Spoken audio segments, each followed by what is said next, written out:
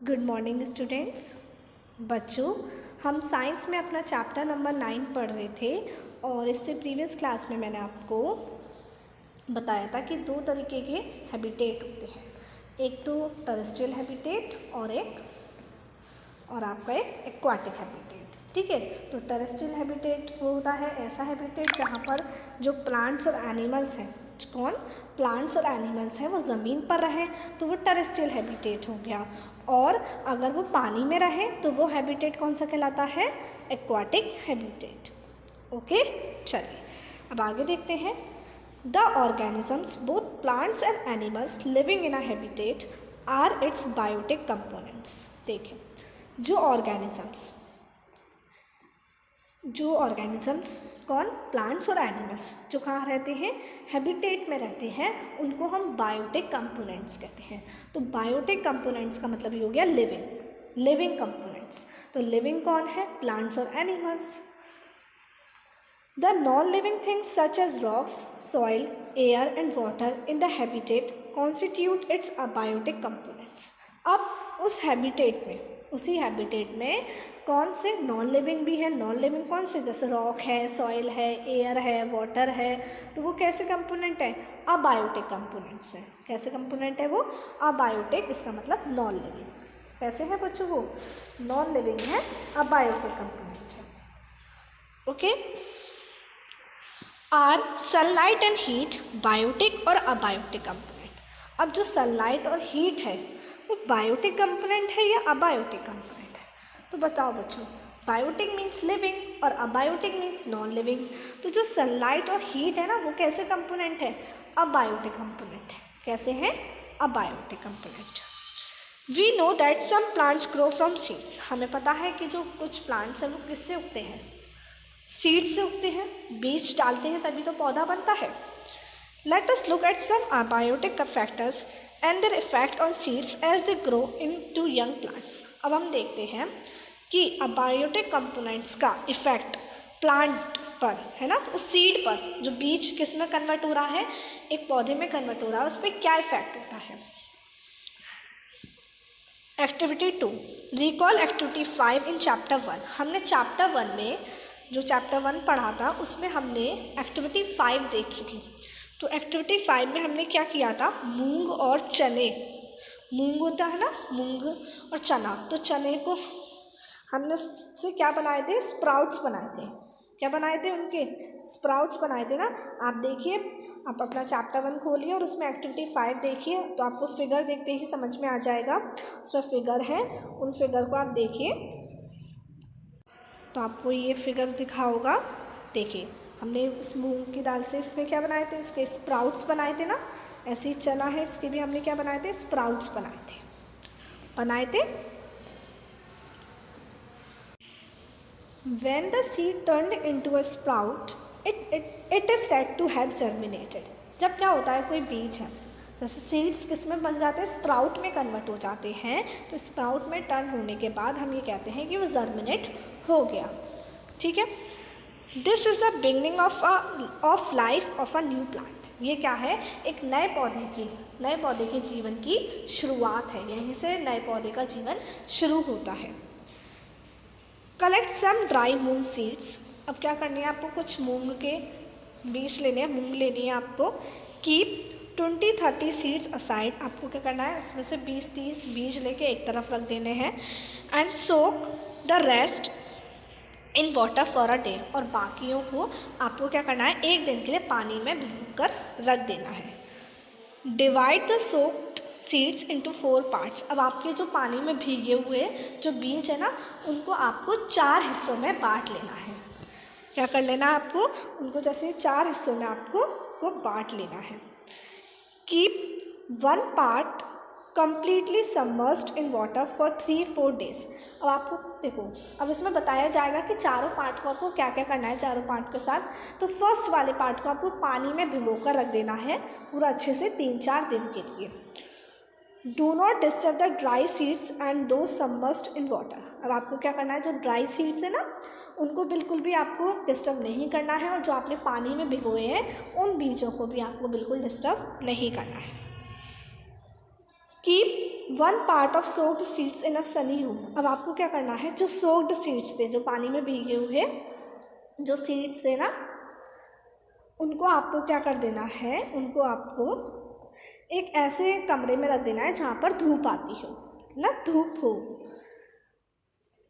And another in a complete dark region like a cupboard that does not allow any light to come in. और आपको दूसरे को, मतलब पहले part को आपको धूप वाली जगह पर रखना है, दूसरे वाले पार्ट को एक ऐसी जगह पर रखना है जहाँ बिल्कुल भी लाइट ना है। तो आप एक कबर्ड में रख सकते हैं, मतलब एक अंधेरे वाली जगह पर रखना है। Keep the last part in very cold surroundings. और आपको क्या करना है, लास्ट वाले पार्ट को कहाँ रखना है, लास्ट वाले पार्ट को एक ऐसी जगह पर रखना है जहाँ पर बहुत ठंडा मौसम हो। जैसे आप फ्रीज में रख सकते हैं, या फिर आप ऐसी जगह रख सकते हैं जैसे आपने रख दिया, उसके चारों तरफ आपने आइस वगैरह रख दी, मतलब ठंडक में रखना है उसको। Okay, rinse them and replace the water every day. आपको डेली उनको धोते रहना है, उनके पानी को बदलते रहना है। What do you notice after a few days. अब आप कुछ दिनों बाद क्या नोटिस करेंगे, do the seeds in all the 5 condition germinate uniformly. अब क्या जो हमने 5 कंडीशन रखी है ना, 5 कंडीशंस में एक तो ड्राई रखा है, फिर एक को हमने कहाँ रखा है, एक को हमने पानी में पूरा भीगे रखा है, तीसरे को हमने सनलाइट में रखा है, फोर्थ हमने ठंडक वाले एरिया में रखा है, और फिफ्थ हमने डार्क रूम में रखा है। ऐसे तो रखे हैं। तो क्या आप ये देखेंगे कि सारे सीड्स में जर्मिनेशन एक ही तरीके से होगा। डू यू फाइंड स्लोअर और no germination any part of any of these. तो क्या आप देखेंगे किसी में कम जर्मिनेशन हो रहा है, या किसी में बिल्कुल ही जर्मिनेशन नहीं हो रहा है, किसी में फास्ट हो रहा है, किसी में स्लो हो रहा है, या किसी में हो ही नहीं रहा। ये तीनों चीज़ें आपको दिखाई देंगी। देखिए, हमने इस बारे में क्लास 5th में पढ़ा था कि जर्मिनेशन होने के लिए कुछ कंडीशन नेसेसरी है, वो कंडीशन होंगी तभी जर्मिनेशन हो पाएगा, है ना। जैसे एयर हो, ऑक्सीजन हो, वाटर हो, पानी का होना ज़रूरी है ना, और एक प्रॉपर टेम्परेचर का होना ज़रूरी है। प्रॉपर टेम्परेचर हो तभी क्या हो सकते हैं, सीड्स जर्मिनेट हो पाएंगे। Do you realize that abiotic factors like air, water, light and heat are important for the growth of plants? In fact, abiotic factors are important for all living organisms. तो आप ये देखेंगे बच्चों, क्या आप ये रियलाइज़ करेंगे कि जो अबायोटिक कंपोनेंट्स हैं वो प्लांट्स की ग्रोथ के लिए इम्पॉर्टेंट है। हाँ, बिल्कुल है, प्लांट्स की ग्रोथ के लिए इम्पॉर्टेंट है, और बल्कि सभी के लिए, जितने भी ऑर्गेनिजम्स हैं, जितने भी बायोटिक कंपोनेंट्स हैं, जितने भी क्या हैं बायोटिक कंपोनेंट्स हैं, उनके लिए अबायोटिक कंपोनेंट्स इम्पॉर्टेंट है। We find that organisms exist in a very cold as well as very hot climates. तो हमने ये देखा कि जो ऑर्गेनिजम्स हैं वो गर्म जगहों पर भी रहते हैं और ठंडी जगहों पर भी रहते हैं। मतलब जहाँ का क्लाइमेट हॉट है वहाँ भी लोग रहते हैं, जहाँ का क्लाइमेट क्या है, कोल्ड है, वहाँ पे भी लोग रहते हैं। How do they manage to survive. अब वो रह कैसे पाते होंगे, है ना। Adaptation is the method by which organisms get well adjusted to the climate. तो एडेप्टेशन, वो क्या कर लेते हैं, एडेप्ट कर लेते हैं उस क्लाइमेट को, क्या कर लेते हैं, एडेप्ट कर लेते हैं। तो एडेप्टेशन एक तरीका है, क्या है ये, एक तरीका है जिससे जो ऑर्गेनिजम्स हैं अपने आप को उस क्लाइमेट में क्या करते हैं, अच्छी तरीके से एडजस्ट कर लेते हैं। उसी वे को हम बोलते हैं एडेप्टेशन। ठीक है। Adaptation does not take place in a short time because the abiotic factors of a region also change very slowly. अब देखो, जो एडेप्टेशन है, हम ये नहीं कि हम कुछ दिन में ही अपने आप को बहुत जल्दी एडजस्ट कर लेते हैं उस क्लाइमेट में, ऐसा नहीं है। एडेप्टेशन बहुत टाइम लेता है होने में, है ना, क्योंकि जो अबायोटिक फैक्टर्स हैं, हम अबायोटिक फैक्टर्स के अकॉर्डिंग ही तो अपने आप को चेंज करते हैं, उस क्लाइमेट के अकॉर्डिंग ही तो ऑर्गेनिज्म एडजस्ट करते हैं अपने आप को। लेकिन जो वो इसलिए जल्दी नहीं हो पाता है क्योंकि जो अबायोटिक कंपोनेंट्स हैं वो भी चेंज होने में बहुत टाइम लेते हैं, वो भी धीरे धीरे चेंज होते हैं। Those organisms which can not adapt to these changes die. अब जो ऑर्गेनिजम्स इसमें अच्छे से एडजस्ट नहीं हो पाते हैं उस क्लाइमेट को या उस चेंजेस को, जो चेंजेस वहाँ हो रहे हैं, वहाँ बदलाव हो रहे हैं, अगर उसको अडेप्ट नहीं कर पाते हैं तो वो क्या हो जाते हैं, मर जाते हैं। And only adapted ones survive, और जो उसको अडेप्ट कर लेते हैं, उसको उस क्लाइमेट के अकॉर्डिंग अपने आप को बना लेते हैं, वही वहाँ पर जी पाते हैं। Organism adapt to different abiotic factors in different way. अब क्या होता है, जो ऑर्गेनिजम्स हैं वो अलग अलग तरीके से अलग अलग अबायोटिक फैक्टर्स को अडेप्ट करते हैं। This results in a wide variety of organism in different habitat. तो हम ये देख सकते हैं कि अलग, इसी वजह से क्या होता है, अलग अलग हैबिटेट में, जैसे टेरेस्ट्रियल हैबिटेट और एक्वाटिक हैबिटेट में आपको बहुत तरीके के ऑर्गेनिजम्स दिखाई देने को मिलेंगे। चलिए, let us look at some habitats, understood abiotic factors and the adaptation of animals in these habitats. देखिए क्या है, a journey through different habitats. अब हम अलग अलग हैबिटेट्स के बारे में देखेंगे। सम टेरेस्ट्रियल हैबिटेट्स, सबसे पहले टेरेस्ट्रियल हैबिटेट्स के बारे में देखते हैं। फर्स्ट हमने देखा था टेरेस्ट्रियल हैबिटेट में क्या आते हैं, desert. We discussed the abiotic factors of a desert and the adaptation in camels. हमने ही देखा था, अभी इससे प्रीवियस क्लास में मैंने आपको बताया था, कैमल बताया था ना, कैमल के इस तरीके से फीचर्स होते हैं कि वो डेजर्ट एरिया में रह पाता है। अब चलो, कैमल के ऐसे फीचर्स से तो वो डेजर्ट एरिया में रह पाता है, लेकिन और एनिमल्स के बारे में क्या कहें, और प्लांट्स के बारे में क्या कहें जो डेजर्ट एरिया में पाए जाते हैं। Do they have the same kind of adaptation, क्या उनके पास भी वही तरीके का एडेप्टेशन होता है। There are desert animals like rats and snakes which do not have long legs that a camel has. अब हम कैमल की बात करें तो कैमल के पास लंबे लंबे पैर होते हैं, जिससे क्या होता है कि जो ज़मीन की गर्मी होती है वो उस तक नहीं पहुंचती है, ज़मीन की गर्मी से उसके वो लंबे पैर उसे बचाते हैं। लेकिन डेजर्ट एनिमल्स और भी हैं, जैसे रैट है, स्नेक्स है, अब उनके पास तो लंबे लंबे पैर नहीं होते ना, तो वो कैसे सर्वाइव करते हैं। To stay away from the intense heat during the day they stay in burrows deep in the sand. तो क्या होता है कि वो मिट्टी में अपने आप को उस गर्मी से बचाने के लिए वो मिट्टी में क्या होता है, बिल बना लेते हैं, उस मिट्टी के अंदर घुस जाते हैं। क्या होते हैं, उस मिट्टी के अंदर क्या हो जाते हैं, घुस जाते हैं। तो जो बाहर की गर्मी होती है वो उस गर्मी से बच जाते हैं। These animals come out only during the night. और ये एनिमल्स कब आते हैं, रात के वक्त ही आते हैं, जब क्या हो जाती है, ठंड हो जाती है, बाहर ठंड हो जाती है, तो रात के वक्त ये बाहर निकल कर आ जाते हैं। और दिन के वक्त कहाँ रहते हैं, ये कहाँ रहते हैं बच्चों, मिट्टी में बिल बनाकर रहते हैं। जैसे आप इसमें देख सकते हैं फिगर 9.4 में, इसमें आप देख रहे हैं ना, ये जैसे ये देखो, ये ऑर्गेनिजम्स हैं, ये रैट है, स्नेक है, ये क्या करते हैं, ज़मीन के अंदर बिल बना लेते हैं और उस बिल में रहते हैं। अब आप फिगर 9.5 देखेंगे तो यहाँ पर आपको कुछ टिपिकल प्लांट्स दिखाई देंगे। जैसे ये आप प्लांट्स देख सकते हैं, ये कहाँ है, डेजर्ट एरिया में पाए जाते हैं। तो इनके बारे में देखते हैं। तो एक्टिविटी 3 देखते हैं। Bring a potted cactus and a leafy plant to the classroom. The polythene bags to some tie polythene bags to some parts of the 2 plants as was done for activity 4 in chapter 7। अब आप देखिए chapter 7 में activity 4 खोलिए और उसमें आप ये देखिए कि हमने उस एक्टिविटी में किया था ना कि हमने जो लीफ होती है ना, लीफ के ऊपर की पत्तियों को पूरा थैली से, पॉलीथीन बैग से बांध दिया था। तो हमें इसमें भी यही करना है, हमें एक कैक्टस लाना है और एक लीफी प्लांट लेकर आना है और हमें उन दोनों प्लांट्स के कुछ पार्ट्स को थैली से बांध देना है। ओके,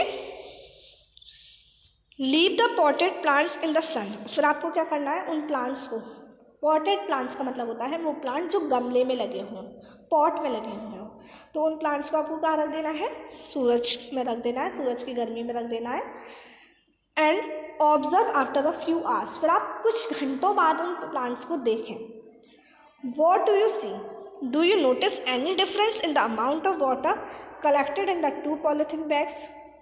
तो आप ये क्या आप देखेंगे, क्या आपको दिखेगा, क्या आप ये नोटिस करेंगे कि जो लीफी प्लांट है और जो कैक्टस प्लांट है, तो जो हमने उसमें पॉलीथीन बांधी थी, क्या वहाँ पर पानी जो इकट्ठा हुआ है, क्या उसमें आपको कोई बदलाव दिखेगा कि किसी में ज़्यादा हो, किसी में कम हो, किसी में कम हो, है ना, किसी में कम ज़्यादा दिखेगा आपको? तो ऐसा आप नोटिस करेंगे, डिफरेंस आपको दिखेगा। क्यों दिखेगा? क्योंकि देखो, desert plants lose very little water through transpiration. तो वो जब ट्रांसपिरेशन होता है, ट्रांसपिरेशन क्या होता है? ट्रांसपिरेशन मतलब पत्तियों पर जो पानी आ जाता है ना वेपर की फॉर्म में आ जाता है, वो ट्रांसपिरेशन कहलाता है। तो जो डेजर्ट प्लांट्स है ना, डेजर्ट प्लांट्स, वो ट्रांसपिरेशन के दौरान बहुत कम पानी को निकालते हैं, बहुत कम पानी उनकी बॉडी में से, मतलब उनकी सरफेस पे से निकलता है। The leaves in the desert plants are either absent, very small, और they are in the form of spines. तो आप ये देख सकते हैं डेजर्ट प्लांट्स में कि उनके पास, जो डेजर्ट प्लांट्स होते हैं ना, डेजर्ट में रहने वाले जो प्लांट्स हैं, तो या तो उनके पास पत्तियां होती नहीं हैं, या होती भी हैं तो बहुत कम होती हैं, या फिर ऐसा होता है कि वो कांटे की फॉर्म में होती हैं। जैसा आप कैक्टस देखते हैं तो कैक्टस के ऊपर कितने कांटे लगे होते हैं ना, जैसे आप ये देख, तो या तो वो कांटे की फॉर्म में होती हैं। This helps in reducing loss of water from the leaves through transpiration. और ऐसा होने की वजह से क्या होता है कि पानी कम निकलता है, उनकी सरफेस से पानी उसका कम लॉस होता है। The leaf like structure you see in a cactus in fact its stem. देखो, आप ये देख रहे हैं ना, जो आप ये फिगर ये देखिए, इसमें कैक्टस आप देख रहे हैं, तो कैक्टस में पूरे पौधे पर क्या होते हैं? कांटे लगे होते हैं। क्या लगे होते हैं? कांटे लगे होते हैं ना। तो ये क्या है? The leaf like structure. ये है कैसा? ये लीफ की शेप में है ना, इसका लीफ की शेप में, इसकी स्टेम भी आप देखेंगे इस तरीके से, ये लीफ की शेप में ही आपको शो होगी, ऐसे लीफ की शेप में ही है ना ये। Photosynthesis in these plants is usually carried out by the stems. और इन प्लांट्स में जो फोटोसिंथेसिस प्रोसेस होती है, मतलब जो खाना बनाने वाली प्रोसेस होती है, वो किस में होती है बच्चों? स्टेम्स में होती है। किस में होती है? स्टेम्स में होती है। The stem is also covered with a thick waxy layer which helps to retain water in the tissues of cacti. देखो, कैक्टस है सिंगुलर वर्ड और कैक्टी मतलब प्लूरल। तो क्या होता है, जो इनकी स्टेम होती है ना, उनकी स्टेम पर एक थिक वैक्स, मोटी सी वैक्स की लेयर होती है, जो क्या होता है, जो कैक्टस प्लांट्स के क्या होते हैं, टिश्यू होते हैं, उनमें से पानी कम निकलता है इस लेयर की वजह से। ठीक है। Most desert plants have roots that grow very deep into the soil for absorbing water. अब क्या होता है कि जो मोस्टली जो डेजर्ट प्लांट्स होते हैं, उनके पास रूट्स होती हैं जो सॉइल के अंदर बहुत गहरी जाती हैं, बहुत अंदर तक जाती हैं, ताकि वो क्या कर सके, पानी को एब्जॉर्ब कर सकें। ठीक है, पानी को सोख सकें। तो क्या है, ये डेजर्ट प्लांट्स के आपको फीचर्स बताए गए हैं और डेजर्ट एनिमल्स के बताए गए हैं कि वो तभी इनके पास इस तरीके के फीचर्स हैं, तो ये उस हैबिटेट में रहते हैं, डेजर्ट में ये रह पाते हैं। ठीक है, आई बात समझ में सभी बच्चों को? तो आपको समझ में आया? देखिए, अब इसके आगे का चैप्टर मैं आपको नेक्स्ट क्लास में पढ़ाऊंगी। नेक्स्ट क्लास में हम माउंटेन रीजन्स के बारे में पढ़ेंगे और आगे चैप्टर पढ़ेंगे। टिल देन आपको यहाँ तक चैप्टर अच्छे से पढ़ना है, जितना मैंने आपको समझाया है उसको अच्छे से दोबारा समझना है। ओके, चलिए, तो मैं आपको नेक्स्ट क्लास में मिलूँगी। Bye bye.